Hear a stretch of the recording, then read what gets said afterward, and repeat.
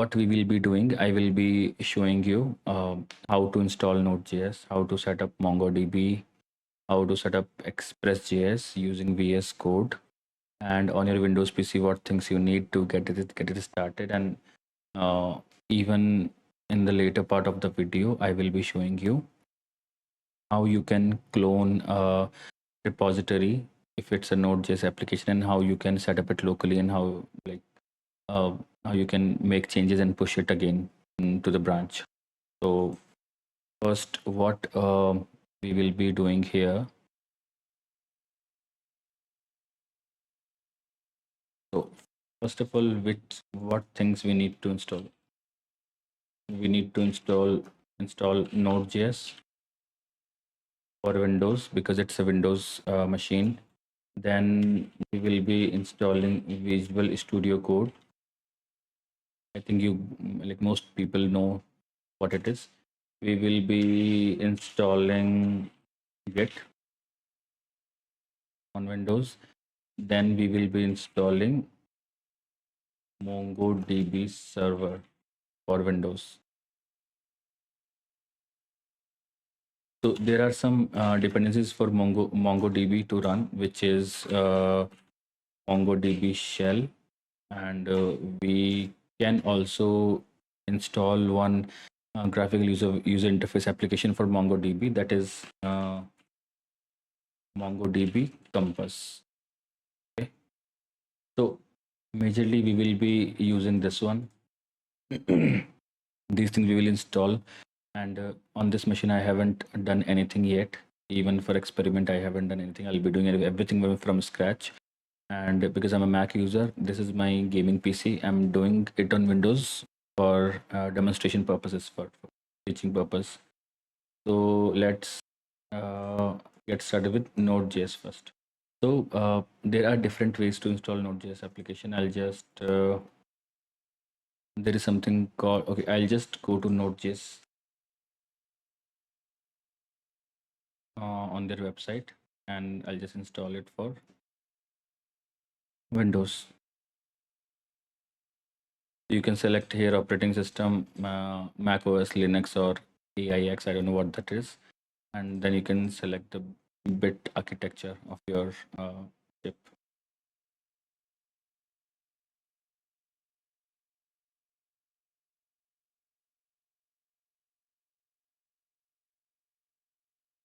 Let me just install it. This should be quick. I won't go through all the details which you. So we have installed Node.js application already. You can verify this if you will go to search. In the application, you will see Node.js here. Okay, and when you open, it will open like this. Okay, so now the next thing which we need to install is Visual Studio Code, which is very basic. I won't. So it's already installed in my on my computer. You can see it's already installed. Close everything. Just keep it open. Okay, and then there is Git installation. So you will just type it for Windows, and you will click on this one.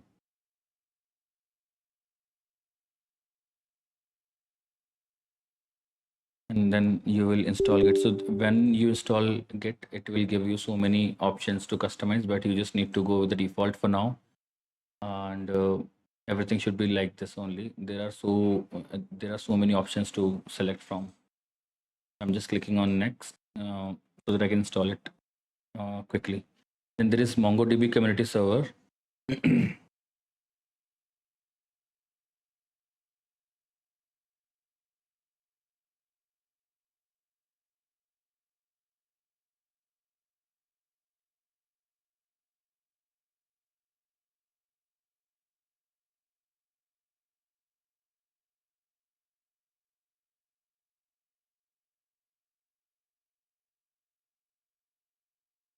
Okay, so launch now. What? Okay, I'll just close it. We will not go to the release notes for now, at least not in this video. So now we need to install MongoDB community server and for Windows. So Windows, we can download it. What I'll do, I'll just paste all the links which I'm using. Yeah, you can always go to Google and go to their official website, obviously, but I'll just uh, leave it in the description. The download is almost finished.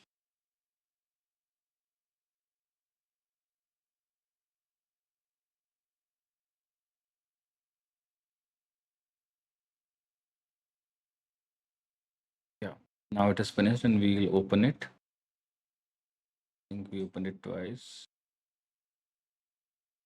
Guys, I guess. Okay, now we're good.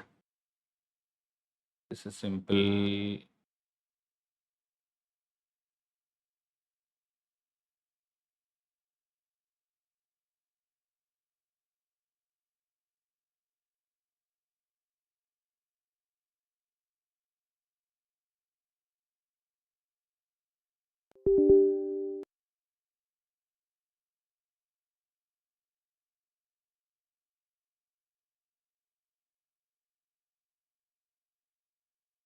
After MongoDB community server, we will be installing MongoDB shell.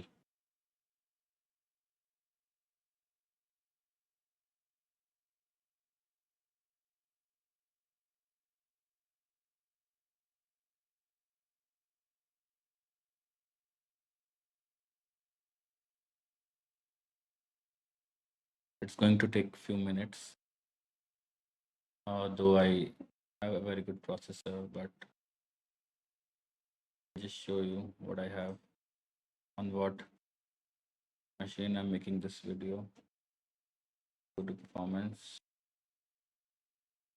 Yeah, you can see I have got Intel Core i9 14900K. This is basically my gaming PC. I have got 96 GB of RAM. You can see almost 12 GB is being utilized now. Then this is GPU. I've got RTX 4090.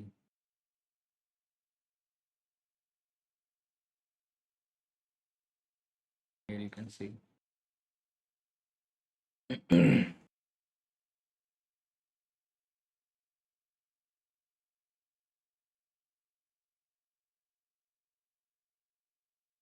So in the meantime, if you want to learn Salesforce, I'll be posting this video on my Salesforce channel only.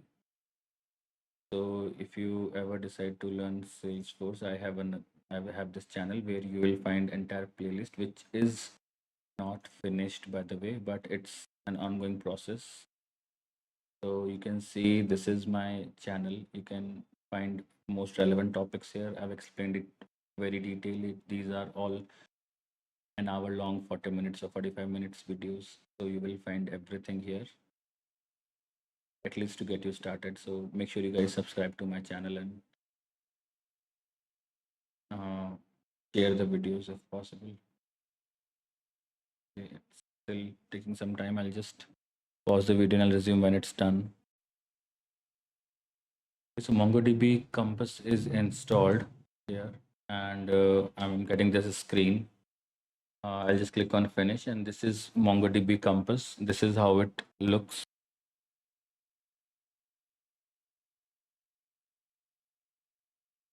I think with the community server, the Compass got automatically installed, which was in our list in the later items. You can see. I'll just check MongoDB shell is installed or not. So what I will do.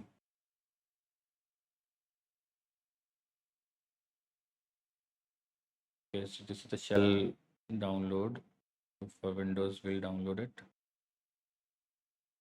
You can use any of the database as well. I have been making some applications using this only, so I just chose this, and I think it's a very fast and good database system.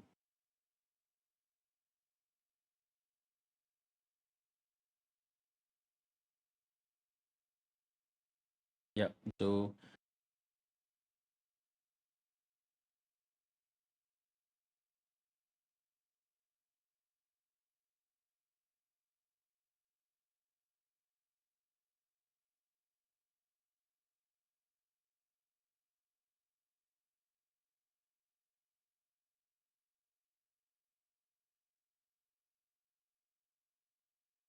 So now what you will do, if you want to verify if everything is being installed, you will open command prompt. You will click on run as administrator and then click on yes. And then you will just verify these. So node is installed. If you will type node space hyphen v, you will tell the version. We will do the same for node package manager. That is also installed.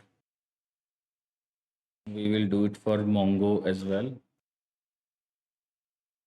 Okay, so I think Mongo shell is not installed correctly.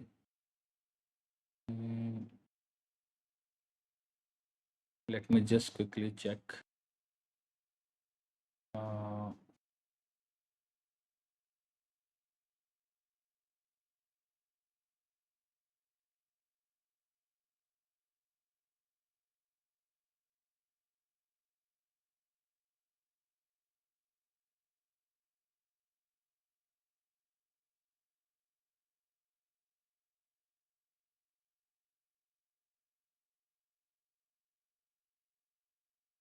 it's asking if there is an MSI file.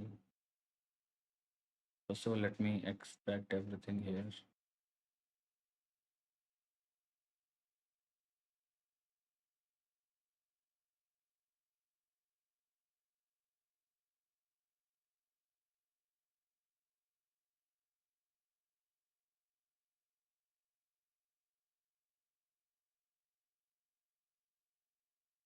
Okay, let me just close CMD and run it again.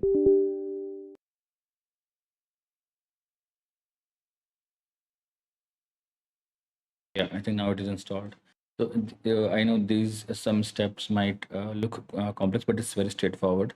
So now what we need to do is we have installed all the tools. What I would suggest you do is when you open Visual Studio Code, there are some extensions related to Node. They are really helpful. For example, if you can see, I have installed Node extension pack.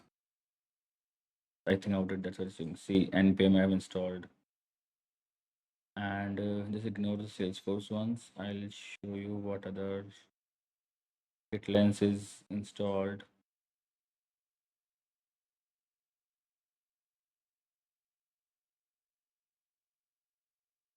Okay, so now what we will do, I'll just show you the shortcut or maybe the straightforward steps to make changes to this repo and push it again. So what you need to do whenever you have any, I'm just talking about Node.js application. I do have other videos on how to clone and how to push changes if you has Salesforce sandbox connected and everything.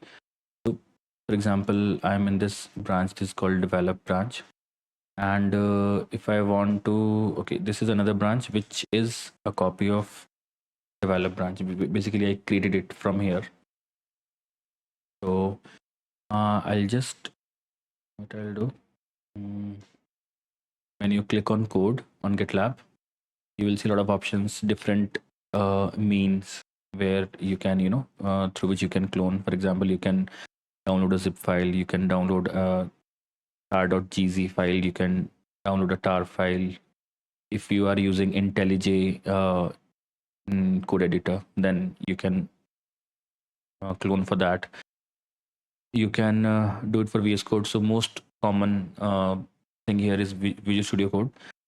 Click on HTTPS. If you have SSH key setup, click on this. I do not have setup yet because I'm lazy. So I'll just click on HTTPS and it will ask me to open Visual Studio Code and it will ask me for a location. Okay. Now I'll just click on documents. I'll just give it this location and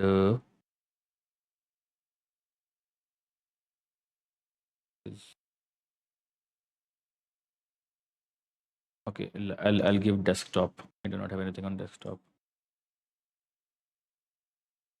So if you are cloning with HTTPS, it will ask you to log in. If you are doing it for the first time, click on open. I'm not doing it for the first time, so it didn't ask me for the login credentials. Otherwise, it will take you to the GitLab login on your web browser.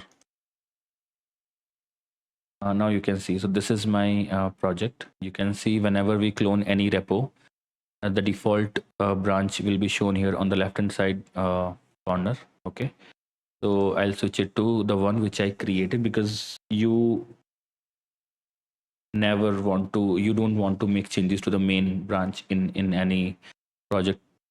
Okay, so I created this branch, I switched it. Now I'm in Manvendra branch, and what I'll do, I'll just show you first of all how to run this project. So to run the project, you need to open terminal.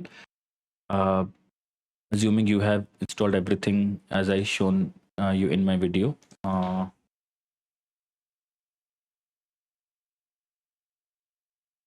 this is the command which you run to start the server. It will not run because you can see the error. What does it say? Cannot find module Xpress. So basically, all the libraries are installed, but this one is not installed. So what I'll do, npm install Xpress, and it will install Xpress. You can see it is installed, and now I will run that command again, and node server.js. When I run it, is say connected to MongoDB. So I just want to tell you that this was already set up. Connection, how do we make the connection? I told you already, but this is a running application which I'm working on, which we are working on. So I just want to show how you can run the application, and how you can test it. So for example, you can say this is on local host, and this is the address of the server. So let me show you. If I go to, for example, if I have this one HTML file, I'll just copy the path, and if I open it here, it will work. If I click on sign up as a freelancer, I'm looking for work, test name, how to Salesforce at millionaire.com.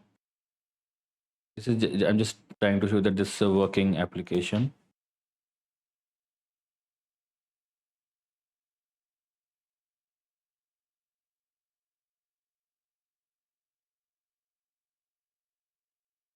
You can select any profession. I can add any skill, hourly rate, I can anything, and then I can upload anything here. Okay, in a document, I just uploaded this. Click on agree and create the account. It'll ask you for the verification code. You can go to your email. I'm just doing it for testing purpose, so Mailinator I'm using. You can see one verification code is here, and I'll just copy it and paste it here. So this application is made on millionaire.com. It's kind of I'm trying to clone from Upwork. It's just a practice project. So okay, so that's it. Now what I wanted to show you, now this is your running application. Obviously when server is running, you cannot make any changes. You will have to stop it so that you will have to press Control C. Now you have stopped the server again, and now suppose during a development process, you are working on any project and you are making some changes. For example, on this HTML page, I'm making some changes. I will not make actual changes. It might hamper the functionality. What I'll do, I'll just add a comment here. Okay, so whatever I add here,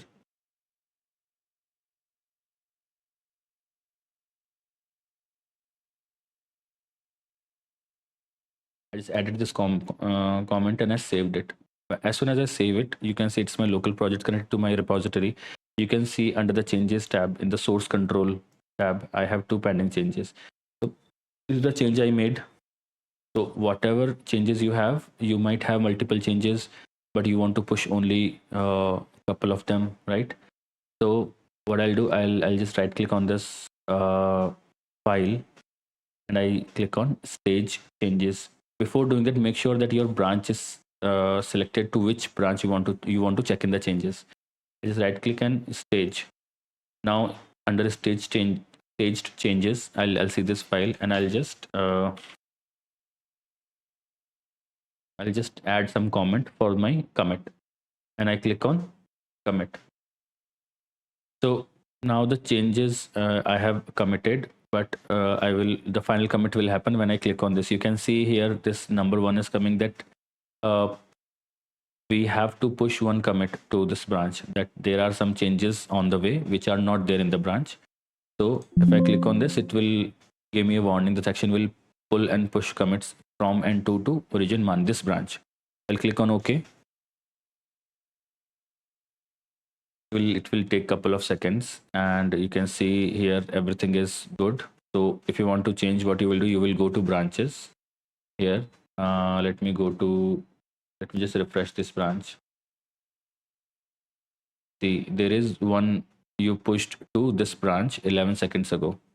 And as soon as you push, I'm working on my branch, which is called Manvendra, but I want to send my changes to the develop branch or any other branch, QA or main. We will have to create a merge request. So you can give any request. Always check the source and target branches. So this is not what I want. I do not want to push my changes from Manvinder branch to main branch. I want to push my changes from Manvinder branch to develop branch. So what I'll do, I'll click on change. And on the target branch, I will select develop here, and then I'll compare branches and continue.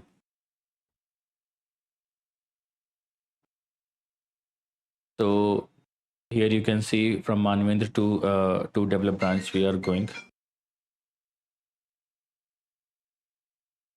And now I'll just give it any description, and then I can assign it to me. You can assign it to anyone. You can assign any reviewers. Just for the sake of demo, I'm doing it on my own. I'll uncheck this option, which will delete the source branch when merge is complete. I still want to work on that branch, so I'm not going to delete it. The squash and commit means that whenever there are multiple commits in your merge request. So for example, I just did one commit. I might do another commits. I might do a couple of more commits. Some other people also commit from the same branch to the same target branch. But you can create one merge request for all the commits, or you can select your commits. So this is saying that only one commit will be there. It will summarize all the changes. You will know, you won't have to deal with multiple commits in when you are merging the request. Whatever commits we are including in this merge request will show down here. You can see test commit for demo, which I just showed you. I'll click on create merge request, and now you can see this merge request is open. Obviously, developer who have created it, he cannot review it. There are some rules that you need to create. I'm just doing it for the demo purpose.